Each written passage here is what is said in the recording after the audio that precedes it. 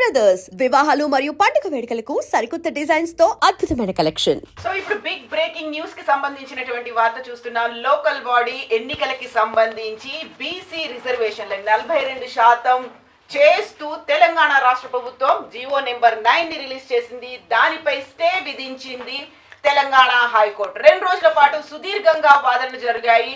ప్రభుత్వం తరఫున advocate general తో పాటుగా కాంగ్రెస్ ఎంపీ అభిషేక్ మను సింఘి కూడా వాదనలు వినిపించారు. మరోవైపు 25 మంది పిటిషనర్లు కూడా ఉన్నారు. ఈ నేపథ్యంలోనే 4 వారాల పాటు స్టే విధించింది. 2 వారాల్లో పిటిషనర్ల తరఫున వాదన వినాలి, ఆ తర్వాత రిప్లై మరో 2 వారాలు ప్రభుత్వం ఇవ్వాలని. ఓవరాల్ గా 4 వారాల పాటు జీవో నెంబర్ 9 మీద ఇంటరిమ్ స్టేని విధించింది తెలంగాణ హైకోర్టు. యాక్చువల్లీ ఇప్పుడు ఇంతకు ముందు వరకు మనం చూసాం హైకోర్టు దగ్గర బీసీకి సంబంధించిన నాయకులు పూర్తిగా ఆందోళన వ్యక్తం చేశారు. ఎందుకంటే మేము ఎప్పటి నుంచో ఆశిస్తుంది, అది కూడా ఇన్ని ఉద్యమాల తర్వాత ఆందోళన తర్వాత మాకేదో ఈ సర్కార్ అయినా 42% రిజర్వేషన్ ఇస్తుంది అని ఆశపడ్డాం. స్థానిక సంస్థల్లో అయినా సరే మేము నాయకులం అవుతాము అనుకున్నాం. తీరా చూస్తేనేమో ఇప్పుడు హైకోర్టు ఇట్లా అంటే స్టే విధించడమే కాకుండా అసలు మాకు రిజర్వేషన్ ఇయ్యడం ఎవరికి ఇష్టం లేదా ఏందా అన్నట్టు ఆందోళన కూడా అక్కడ చేస్తున్న సిచ్యువేషన్ అయితే మనకు కనిపిస్తోంది.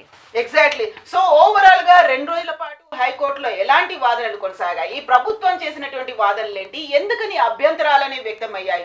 1 కాదు 2 కాదు, ఏకంగా 25 పిటిషన్లను సబ్మిట్ చేశారు. ఈ నేపథ్యంలోనే సుదీర్ఘమైనటువంటి వాదనలు చోటు చేసుకున్నాయి. 4 వారాల పాటు స్టే విధించారు. యాక్చువల్ గా ఈ రోజే నోటిఫికేషన్ అనేది ప్రారంభమైంది. కొంతమంది ఆల్రెడీ తమ నామినేషన్లు కూడా ఫైల్ చేసుకున్నప్పటికీ ఇప్పటికైతే లోకల్ బాడీ ఎన్నికలకు సంబంధించి జీవో నెంబర్ 9 వర్తించదు, స్టే విధిస్తున్నారు. యాక్చువల్ గా ఏం జరిగింది, ఎందుకని ఇలాంటి డెసిషన్ తీసుకున్నారు, ఎందుకని గతంలో ఉన్నటువంటి జీవోను కాదని జీవో నెంబర్ 9 ఇప్పుడు వచ్చింది? మనతో పాటుగా ఉన్నారు హైకోర్టు అడ్వకేట్ సుబ్బు గారు. హలో అండి సుబ్బు. హలో అండి. సో ఏం జరిగింది నిన్న ఈ రోజు హైకోర్టులో? సడన్ గా మనం ఎక్స్పెక్ట్ చేసిన దానికంటే కూడా, మీరు అనుకున్న దానికంటే జీవో నెంబర్ 9 మీద స్టే విధించింది. 4 వారాల పాటు ఎన్నికలు జరగవు అని. ఏంటి ప్రొసీజర్? అయితే మొట్టమొదటిగా మనం జియో నంబర్ 9 42% రిజర్వేషన్కి పక్కకు పెడితే అసలు రూల్ ఆఫ్ రిజర్వేషన్ గురించి ఇక్కడ చర్చ అంతా. ఈ రూల్ ఆఫ్ రిజర్వేషన్ అనేది ఏంటంటే చాలామంది అంటున్నారు రాజ్యాంగం ప్రకారం 50% మించకూడదు, కానీ రాజ్యాంగంలో అంశం ఎక్కడ కొనసాగడం మనం చూస్తుంటాం. అయితే ఇక్కడ నాకు తెలిసినంత ఈ రూల్ ఆఫ్ రిజర్వేషన్ అంటే ఏంటి, ఎందుకు బీసీలకి 42% రిజర్వేషన్ ఇవ్వాలి, అసలు రిజర్వేషన్ వీళ్ళకి ఎందుకు 42% ఉండాలి అనే దాని గురించి మాట్లాడదాం. రూల్ ఆఫ్ రిజర్వేషన్ అంటే జనాభా దమాషా ప్రకారం చూసుకున్నట్లయితే క్యాస్ట్ వైజ్గా చూసుకోవడం కంటే కూడా, అంటే బీసీ ఎస్సీ అంటే ఒక కేటగరైజేషన్గా చూసుకోవాలంటే బీసీ బ్యాక్వర్డ్ క్యాస్ట్ వాళ్ళు చాలా ఎక్కువ మంది ఉంటారు.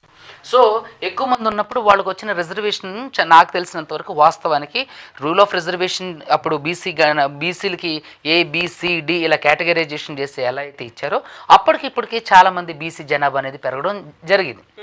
అదేవిధంగా ఎస్సీల్లోని ఎస్టీల్లోని ఓసీల్లో కూడా ఇలాంటివి జరగడం జరిగింది. అయితే రాజ్యాంగానికి సంబంధించినంత వరకు అంటే 50% దాటాలని ఎక్కడ లేదు, కానీ 50% దాటకపోవడం అనేది మంచిది ఎవరికైనా సరే. రాజ్యాంగంలో లేదు, ఎక్కడ ఆ అంశాన్ని ప్రస్తావించలేదు. సో కాబట్టి ఇక్కడ ఇంకొక విషయం ఏంటంటే, ఇక్కడ ఏదైతే ఇప్పుడు ఈ జీవో నెంబర్ 9 ఉందో, ఈ జీవో నెంబర్ 9 ద్వారా 42% రిజర్వేషన్ అనేది ఏదైతే ఉందో అది వాస్తవానికి మంచి ఆలోచన, మంచి సంకల్పం, కానీ దానికి చట్టబద్ధత అనేది కల్పించాలి. జీవోస్ ఎప్పుడు కూడా ఏంటంటే అది గవర్నమెంట్ ఆర్డర్, అది అంతే తప్ప అది సుపీరియర్ ఆర్డర్ కాదు. ఎప్పుడైనా సరే దాని మీద స్టే ఇవ్వచ్చు, దాన్ని స్టే నుంచి అంటే దాన్ని కొట్టేయచ్చు, దాన్ని అమలుపరచుకోకుండా కూడా ఆపొచ్చు. ఇప్పుడు మనం చూసుకున్నట్లయితే రీసెంట్గా ఇప్పుడు ఒక 10 నిమిషాల బ్యాక్ వచ్చింది కదా, ఏది జీవో నెంబర్ 9 పైన హైకోర్టు స్టే. అది ఏంటి స్టే అంటే ఇక్కడ ప్రతివాదులకి వాదులకి మధ్య వాళ్ళ భిన్నమైన అంటే వాళ్ళ ఎక్స్ప్లెనేషన్ అడిగారు. సో ఆ ఎక్స్ప్లెనేషన్ అంటే ఇది కొట్టేసినట్టు కాదు కేసుని, ఇక్కడ జీవో నంబర్ 9 మీద స్టే ఇచ్చారు అంతే తప్ప వాదనలు జరుగుతున్నాయి. ఇంకా రెండు వారాలకి ఈ స్టేని విధించింది. అంటే కేసు కొట్టేసినట్టు కాదు, జీవో నెంబర్ 9 ని కూడా కొట్టేసినట్టు కాదు. అంటే వాదులకి ప్రతివాదులకి ఇంకా క్లియర్ ఎక్స్ప్లెనేషన్ ఇన్న తర్వాత దీని మీద ఒక జడ్జిమెంట్ అనేది పాస్ చేయడం జరుగుతుంది. ఇక్కడ ఉన్న ఒక లీగల్ చెక్ ఏంటంటే, ఈ జీవో నెంబర్ 9 ఏదైతే ఉందో ఈ జీవో నెంబర్ 9 ని మీరు చూసుకున్నట్లయితే ఆర్టికల్ 31(c)లో అటాచ్ చేసి తర్వాత 9వ నెంబర్లో ఇప్పుడు ఈ ఆర్టికల్ 31(c)లో అటాచ్ చేసి 9th షెడ్యూల్లో పెట్టినట్టయితే అది దీనికంటే ముఖ్యంగా గవర్నర్ ఉన్నారు, వాళ్ళు సైన్ చేస్తే ఇది చట్టరూపం దాల్చింది.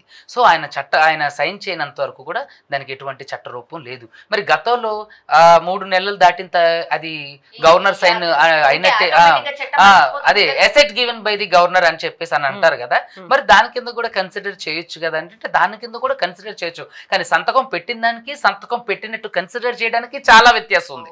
మీరు చూసారు కదా, ఇప్పుడు సంతకం పెట్టి ఇప్పుడు గవర్నమెంట్ రాచముద్ర వేసి అఫీషియల్ గా అయినట్లు అన్నట్టు. సో అవ్వందాన్ని ఇప్పుడు నెగ్లిజెన్సీని అన్నట్లు, నెగ్లిజెన్సీ అంటే మన మౌనాన్ని అంగీకారంగా భావించడం అని అంటుంటాం కదా. సో అలా వాళ్ళు పెట్టకపోకుండా ఉండడానికి కూడా తిరిగి పంపించవచ్చు. రాష్ట్ర ప్రభుత్వానికి గవర్నర్ గారు పునర్పరిశీలించండి అని చెప్పి ఆ జీవోని పంపించవచ్చు. కానీ రాష్ట్ర ప్రభుత్వం మరలా దాన్ని సమీక్షించకుండా ఏం చేయకుండా దాని మీద ఎటువంటి నిర్ణయం తీసుకోకుండా గవర్నర్ గారి దగ్గర పంపించినప్పుడు సంతకం పెట్టాల్సి వస్తుంది, రెండోసారి పెట్టాల్సి వస్తుంది. అయితే ఇక్కడ దీన్ని కూడా ఏంటంటే గవర్నర్ గారు సంతకం పెట్టినట్లయితే దీనికి ఒక చట్టబద్ధత వచ్చేది. సో దీన్ని ఎవరు కూడా అంటే హైకోర్టు కూడా దీని మీద స్టే విధించలేదు. సో కాబట్టి ఖచ్చితంగా దీనికి చట్టబద్ధత కలిగి ఆర్టికల్ 31(c)లో దీన్ని అటాచ్ చేసి 9th ఆర్టికల్ ఇప్పుడు ఏదైతే ఈ జీవో నెంబర్ 9 ఉందో దాన్ని 9th షెడ్యూల్లో జాయిన్ చేసినట్లయితే అయిపోయింది, యాడ్ చేసినట్లయితే అయిపోయింది. దీన్ని ఎవరు ఛాలెంజ్ చేయడానికి వీలు లేకోకుండా ఉండేది. అయితే ఇక్కడ నాకు తెలిసినంత వరకు బీసీలకి ఇక్కడ అన్యాయమే జరిగిందని చెప్పాలి. ఎందుకంటే ఎలక్షన్స్లో మీరు చూసుకున్నట్లయితే ఇప్పుడు ఎస్సీలు చూసుకున్నారనుకోండి, జనాభా తమాషా ప్రకారం మాకు రిజర్వేషన్ అంటే మేమెంతో మాకంత అనే ఒక కాన్సెప్ట్ వాళ్ళు విజయం సాధించారు. కానీ ఇప్పటికీ కూడా పాపం బీసీలకి వాళ్ళ ఉన్న జనాభా కంటే కూడా రిజర్వేషన్ తక్కువ ఉంది. సో కాబట్టి తెలంగాణ ప్రభుత్వం తీసుకున్నటువంటి నిర్ణయం కరెక్టే, కానీ దానికి చట్టంగా అంటే పకడ్బందీ చట్టంగా తీసుకొచ్చినట్లయితే దాన్ని ఎవరు ఛాలెంజ్ చేయడానికి అవకాశం లేకపోయేది. ఎందుకంటే దీన్ని జీవోని తీసుకొచ్చారు, కానీ జీవో మీద గవర్నర్ గారి సంతకం లేదు. ఇంకొకటి, గవర్నర్ గారి సంతకం అయిన తర్వాత దాన్ని 31(c)లో అటాచ్ చేసి ఆర్టికల్ 31(c)లో అటాచ్ చేసి 9th షెడ్యూల్లో యాడ్ చేసినట్లయితే దీని స్టే కాదు కదా, అంటే హైకోర్టు దీన్ని ఏం చేయలేకపోయేది. సో దీని మీద స్టే ఇవ్వడం అని. సో ఇప్పుడు కూడా ఈ కేసు కొట్టేసినట్టు కాదు, విచారణకి అంటే వాదులకి ప్రతివాదులకి మధ్య విచారణ వినడానికి 2 వారాలకి దీన్ని అంటే వాయిదా వేయడానికి 2 వారాలు 4 వారాలు ప్రభుత్వం కూడా వివరణ ఇవ్వాలి అంటే 4 వారాలు. ఇప్పుడు ఈ నోటిఫికేషన్ ఏదైతే వచ్చిందో సార్, ఆ నోటిఫికేషన్ 2 వారాల వరకే వాయిదా పడిందా లేకపోతే ఈ నోటిఫికేషన్ చెల్లదు అంటే? లేదండి, లేదు. ఆ నోటిఫికేషన్ 2 వారాల వరకు తాత్కాలికంగా నిలిపివేస్తారు. అంటే దాన్ని అలా ఉంచండి, వాదనలు ప్రతివాదనలు విన్న తర్వాత వాళ్ళ ఎక్స్ప్లెనేషన్ వీళ్ళ క్లియర్ ఎక్స్ప్లెనేషన్ విన్న తర్వాత ఇక్కడ ఏంటంటే అడ్వకేట్స్ అంటే అక్కడ వాదించినటువంటి అడ్వకేట్స్ దాన్ని పూర్తి స్థాయిలో ఇంకొంచెం అంటే వివరణాత్మకంగా వివరించినట్లయితే ఆయన అడ్వకేట్స్ ఏం చేస్తారండి, ప్రభుత్వం అందులో 25 మంది ఉన్నారు పిటిషనర్లు, అయితే టైం సరిపోదు. అంటే కూడా ఇక్కడ ప్రభుత్వం చేసిన ఒక చిన్న మిస్టేక్ ఏంటంటే దాన్ని మనం ఇందాక అనుకున్నట్టుగా ఆర్టికల్ 31(c)లో జాయిన్ చేసి గవర్నర్ గారు సంతకం పెట్టించుకొని దాన్ని ఆర్టికల్ 9లోకి వేసినట్లయితే అసలు ఈ గొడవే లేకపోతుండే. సో ఇవన్నీ చేయకోకుండా ఒక జీవోని తీసుకొచ్చి వెంటనే దాన్ని ఎలక్షన్ నోటిఫికేషన్ ఇవ్వడం అనేది ఒకటే ప్రభుత్వం చేసినటువంటి చిన్న పొరపాటు. సో ఈ పొరపాటు వల్ల ఇప్పుడు బీసీలందరూ ఆత్మగౌరవం దెబ్బతిన్నట్టే.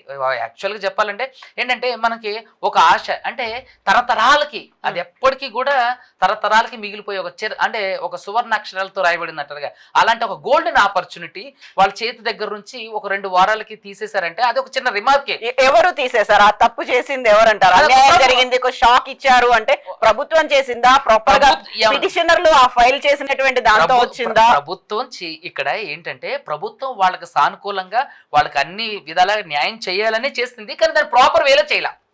మీకు అర్థమైందా? ప్రొసీజర్స్ చెయ్యొచ్చు. ఇప్పుడు వాళ్ళు ఏం చేస్తారు, మనం నోటిఫికేషన్ జారీ చేసి మనం రూల్ ఆఫ్ రిజర్వేషన్ 42% డిక్లేర్ చేసి మనం ఎలక్షన్కి వెళ్ళిపోదాం అని చెప్పేసి దాంట్లో రాజకీయ అంశాలు, రాజకీయ కోణాలు, స్వరాజకీయ స్వప్రయోజనం, రాజకీయ లాభాలు ఏవైనా ఉండొచ్చు. కానీ ఇక్కడ ఒక మంచి థీమ్ బయటకు వచ్చింది. చాలా మంది బీసీలకి 100 ఏళ్ల నుంచి ఎన్నో ఏళ్ల నుంచి అంటే వాళ్ళు కోరుకుంటున్నటువంటి ఒక కళ వాళ్ళకి అందింది. సో అలాంటప్పుడు దీన్ని ప్రాపర్గా అన్ని రకాలుగా దానికి సంరక్షణ చేసి ఇచ్చినట్లయితే అది బాగుండేది. కానీ తెలంగాణ ప్రభుత్వానికి నిజంగా నమస్కారం. ఎందుకంటే వాళ్ళు అలాంటి ఒక చారిత్రాత్మకమైన నిర్ణయం తీసుకోవడం కూడా చాలా గొప్ప విషయం. కానీ ఇలాంటి లీగల్ చిక్కుముళ్ళు వస్తాయని చెప్పేసి వాళ్ళు ఊహించుండ్రు. కానీ ఇప్పుడు ఇది ఏదైతే ఈ బీసీ రిజర్వేషన్ మీద కంప్లైంట్లు అన్ని ఫైల్ చేసిన వాళ్ళు ఉన్నారో వాళ్ళందరూ కూడా ఆపోజిట్ పార్టీ వాళ్ళే.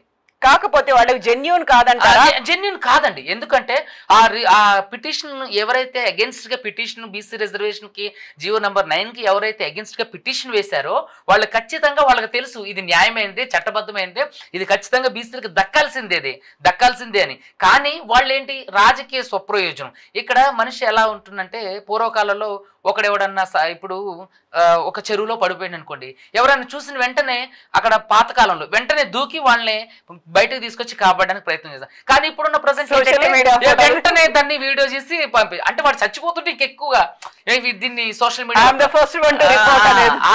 అలా ఏంటంటే ఇంతకు ముందులాగా అరే ఇంతమంది ఈ రోజు తాత్కాలికంగా ఒక 2 వారాల వరకు ఇది 2 వారాలు పిటిషన్, ఆ తర్వాత 2 వారాలు గవర్నమెంట్ కూడా ఆన్సర్ చేయాలి. సో కాబట్టి నేను ఏమంటానంటే ఈ తాత్కాలికమైన బ్రేక్ ఎంటైర్ బీసీ జనాభా మొత్తం మీద పడుతుంది. సో ఈ ఖచ్చితంగా ఈ ఎవరైతే ఈ హైకోర్టులు అంటే ప్రతికూలంగా ఎవరైతే ఈ కేసు వేశారో వాళ్ళు ఖచ్చితంగా బీసీల యొక్క మనోభావాలను దెబ్బతీసిన వాటి కిందే లెక్క. ఎందుకంటే ఎంతో మందికి లబ్ధి చేకూరేది. ఇది ఒక ఇంట్లోకి సంబంధించింది కాదు, ఒక వ్యక్తికి సంబంధించింది కాదు, ఒక కుటుంబానికి సంబంధించింది కానీ ఇది ఒక మొత్తం ఎంటైర్ బీసీ సమాజంలో ఉన్నటువంటి అనేక అంటే లక్షల మంది యొక్క కళ, కోట్ల మంది కళ. సో ప్రభుత్వం అయితే సీరియస్ గా ఉంది కాబట్టి 42% రిజర్వేషన్ ఇద్దాం అనుకుంది. ఇప్పుడు గవర్నమెంట్ ఏం చేయాలి? నాకు తెలిసినంత వరకు గవర్నమెంట్ వెంటనే సుప్రీంకోర్టుకు వెళ్ళాలి. సుప్రీంకోర్టుకు వెళ్ళి ఇప్పుడు స్టే ఇచ్చారు కదా, స్టే ఇచ్చిన దాని మీద కంటిన్యూ చేసుకోవడానికి సుప్రీంకోర్టుకు వెళ్ళొచ్చు. అంటే అది డిస్క్రిప్షన్ అనేది ఉంటుందా? ఒకవేళ ఇక్కడ హైకోర్టు పరిధిలో ఉన్నదాన్ని నేను టేకప్ చేస్తానని ఒక 4 days బ్యాక్ దాన్ని రిజెక్ట్ చేసింది. అయితే మేడం ఇక్కడ మనం చూసుకున్నట్లయితే స్టే ఇచ్చిన తర్వాత మనం సుప్రీంకోర్టుకి వెళ్ళదు. స్టేకి ముందు లేదంటే కేసు కొట్టేయడానికి ముందు లేదా జడ్జిమెంట్కి ముందు ఆ ప్రొసీజర్ జరగడానికి ఏదైతే టైం పడుతుందో అప్పుడు సుప్రీంకోర్టుకు వెళ్ళకూడదు. స్టే రాకముందు వెళ్ళినట్టయితే తీసుకోదు ఖచ్చితంగా. సుప్రీంకోర్టే కదా, ఏ కోర్టు తీసుకోదు.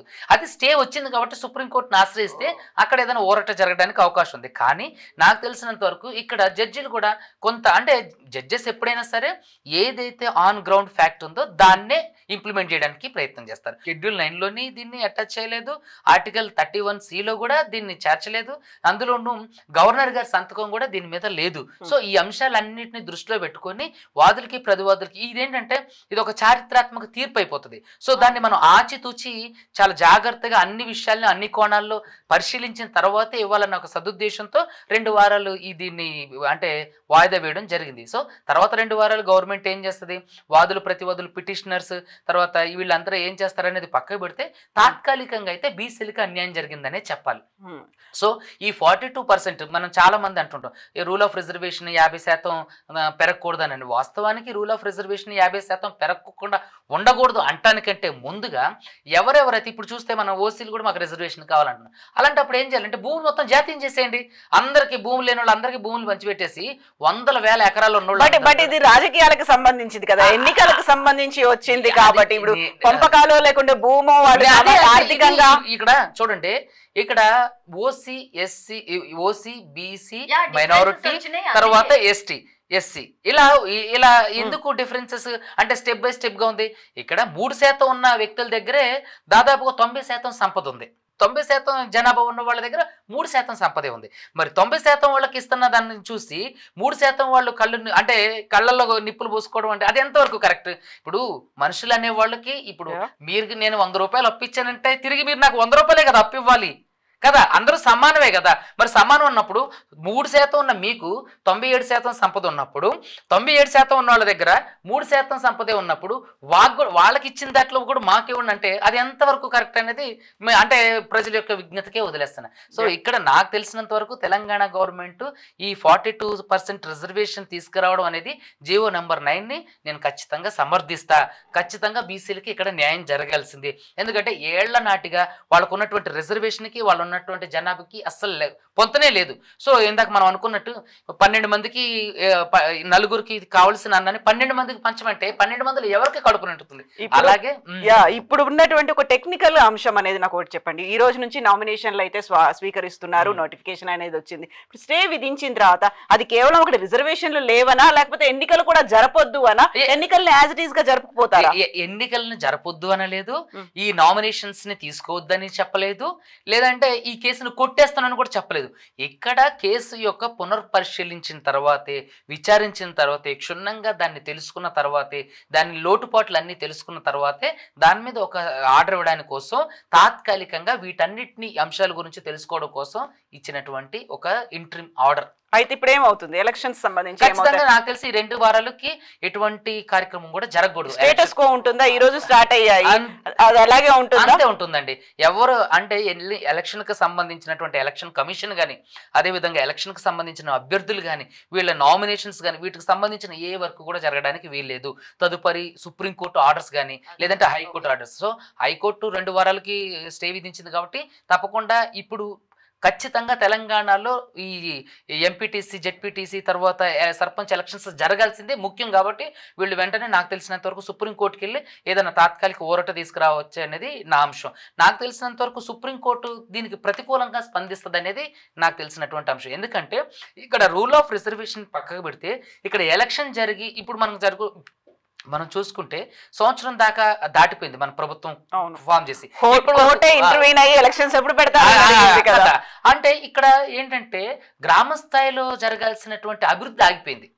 సో ఇప్పటి వరకు కూడా అసెంబ్లీని నియోజకవర్గాల వైజ్ గా ప్రభుత్వం ఏర్పడినట్టు గ్రామ స్థాయిలో ఉన్నటువంటి ప్రభుత్వ పరిపాలన కానివ్వండి, ప్రభుత్వ పాలన కానివ్వండి, ప్రతినిధులు కానివ్వండి, వీళ్ళందరూ కూడా ఇంకా నియమించబడలేదు కాబట్టి సెక్రటరీస్ కి ఎక్కువగా ప్రెషరైజ్ అవుతున్నారు. సో అంటే గ్రామ స్థాయిలో ఖచ్చితంగా ప్రతినిధులు ప్రవేశపెట్టి ఆయా నియోజకవర్గాలకు, ఆయా గ్రామాలకు, ఆయా మున్సిపాలిటీలకు ఖచ్చితంగా అడ్మినిస్ట్రేషన్ అనేది జరగాలి.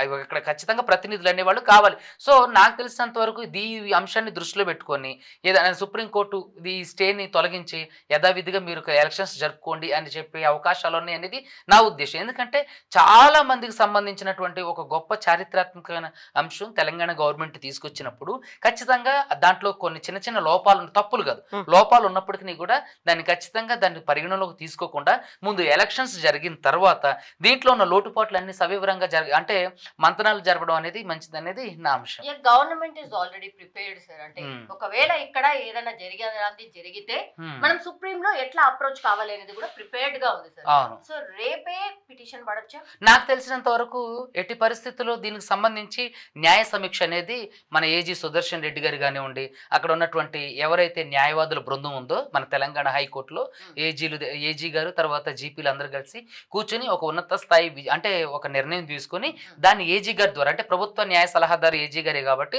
ఏజీ గారు ఖచ్చితంగా దాన్ని సీఎం గారి దృష్టికి తీసుకెళ్తే దాన్ని తదుపరి చర్య ఏంటనేది వాళ్ళు కలిసి డిసిషన్ తీసుకోండి. నాకు తెలిసినంత వరకు ఇప్పుడు ఎలక్షన్స్ జరగాలన్నా, బీసీ రిజర్వేషన్ కొనసాగాలన్నా, అదే విధంగా మనకు దీనికి సంబంధించినంత వరకు ప్రతినిధులను ప్రవేశపెట్టాలన్నా, ఇవన్నీ జరగాలంటే ఖచ్చితంగా వీళ్ళు ఇమీడియట్ గా సుప్రీంకోర్టుకు వెళ్లాల్సిందే. ఎలక్షన్ జరగాలన్నా, జీవో నెంబర్ 9 ఉండాలన్నా, అదేవిధంగా బీసీలందరికీ న్యాయం జరగాలన్నా, ప్రభుత్వం మీద ఉన్నటువంటి అపవాదు తొలగించుకోవాలంటే ఖచ్చితంగా సుప్రీంకి వెళ్ళడమే ఇక్కడ ముందున్నటువంటి లక్ష్యం. దీన్ని పునర్పరిశీలించి న్యాయ సమీక్షలు చేసుకొని దీంట్లో ఉన్న లోటుపాట్లను ఎత్తి చూపించుకునేంత సమయం లేదు. ఎందుకంటే ఖచ్చితంగా ఎలక్షన్స్ జరిగితే గ్రామ స్థాయిలో ఉన్న వాళ్ళకి ప్రతినిధులు అనేవాళ్ళు వస్తారు కాబట్టి ఖచ్చితంగా దీంట్లో సుప్రీం ఖచ్చితంగా ప్రతికూలంగానే ఏది హైకోర్టుకి ప్రతికూలంగానే తీర్పిచ్చే అవకాశం ఉంది. 2 వారాలు వాయిదా పడింది కదా సార్. అగైన్ సుదీర్ఘంగా ఇట్లే విచారణ జరుగుతుందా? లేదండి, ఎప్పుడు కూడా ఒక ప్రభుత్వ అంటే ప్రజాస్వామ్యానికి మేలు జరిగే అంశాలు ఏమన్నా ఉన్నప్పుడు వాటిని లాంగ్ టర్మ్ పొడిగించరు. అందుకనే కదా వీళ్ళకి డెడ్ లైన్ పెట్టినట్టే. ఇప్పుడు ప్రభుత్వానికి, పిటిషనర్స్ కి, వాదులకి, ప్రతివాదులకి, ప్రభుత్వానికి ముగ్గురికి వీళ్ళకి డెడ్ లైన్ పెట్టినట్టే. ఒక చిన్న అప్డేట్ చెప్తాను. ఇప్పుడు మంత్రి పొన్నం ప్రభాకర్ రెస్పాండ్ అయ్యారు. హైకోర్టు మధ్యంతర ఉత్తర్వుల కాపీ అందిన తర్వాత చట్టపరంగా, న్యాయపరంగా భవిష్యత్ కార్యాచరణ ప్రకటిస్తాం, ప్రభుత్వం తరఫున బలమైన వాదనలు వినిపించడం జరిగింది అనే మాట చెప్పారన్నట్టు ఆయన. ఇప్పుడు మనం కంప్లీట్ గా కాపీ అంతా వచ్చిన తర్వాత మాత్రమే ఆర్డర్ కాపీ. ఇప్పుడు ఈ ఇంట్రిమ్ ఆర్డర్ కాపీ అనేది సిఐగా అంటే కాపీ అప్లికేషన్ వేసుకొని ఆ కాపీ అప్లికేషన్ తీసుకొని దాంట్లో ఇంట్రిమ్ ఆర్డర్లో జడ్జెస్ ఏం అంటే రాశారో చూసి ఆ పాయింట్స్ చూసి ఆ ఇంట్రిమ్ ఆర్డర్ని అది ఆ స్టేని తీసుకొని మనం డైరెక్ట్ సుప్రీంకోర్టు తలుపులు తట్టొచ్చు. సో ఇది ఇప్పటికైతే హైకోర్టు స్టే విధిస్తుందని అనుకోలేదు. బీసీలకు 42% రిజర్వేషన్లకు ప్రభుత్వం కట్టుబడే ఉంది. సామాజిక న్యాయానికి ఛాంపియన్ కాంగ్రెస్ అనేటువంటి మాట మంత్రి పొన్నం ప్రభాకర్ చెప్తున్నారు. All right sir, thank you so much Subbu గారు. నిజంగానే సుప్రీం కోర్టులో ఒకవేళ పిటిషన్ పడితే దాని అప్డేట్స్ కూడా మనం తప్పకుండా దాని గురించి డిస్కషన్ చేద్దాం. సో ఇది ఓవరాల్ గా ఈ రోజు అంటే ఏం జరిగింది ఏంటి నిన్న అండ్ ఈ రోజు వాదనలు, ఆ తర్వాత అసలు ఈ డిసిషన్ ఎందుకు వచ్చింది ఏంటి అనేది కూడా కంప్లీట్ గా ఒక అనాలిసిస్ చేసే ప్రయత్నం అయితే చేశాం. Thank you for watching.